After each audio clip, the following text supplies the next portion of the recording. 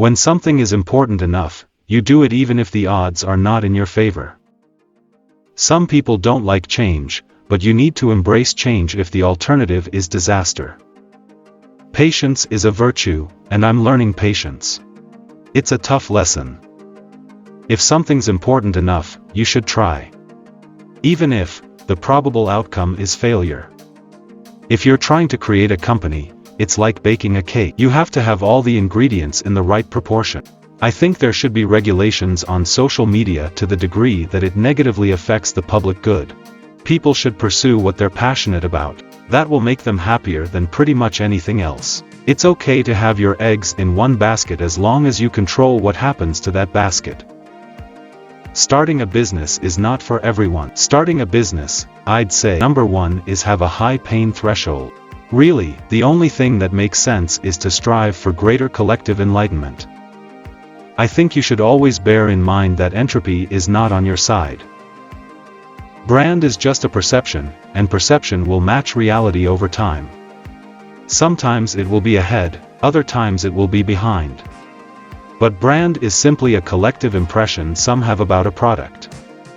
The value of beauty and inspiration is very much underrated, no question. But I want to be clear, I'm not trying to be anyone's savior. I'm just trying to think about the future and not be sad. I think life on Earth must be about more than just solving problems. It's got to be something inspiring, even if it is vicarious. We can't have, like, willy-nilly proliferation of fake news. That's crazy. You can't have more types of fake news than real news. That's allowing public deception to go unchecked. That's crazy. In order to have your voice be heard in Washington, you have to make some little contribution.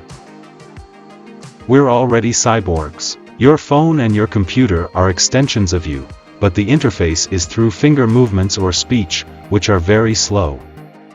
If you're entering anything where there's an existing marketplace, against large, entrenched competitors, then your product or service needs to be much better than theirs. It can't be a little bit better, because then you put yourself in the shoes of the consumer.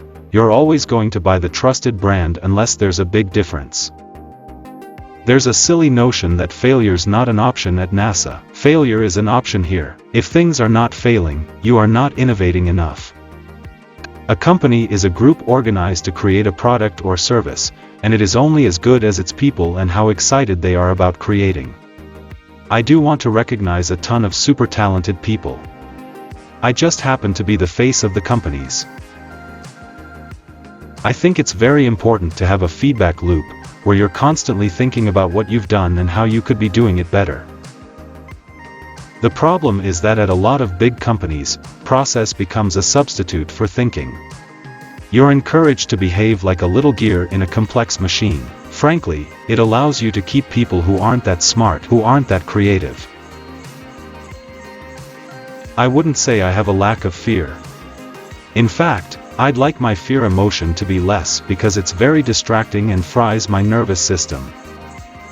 An asteroid or a supervolcano could certainly destroy us, but we also face risks the dinosaurs never saw: an engineered virus, nuclear war, inadvertent creation of a micro black hole, or some as yet unknown technology could spell the end of us.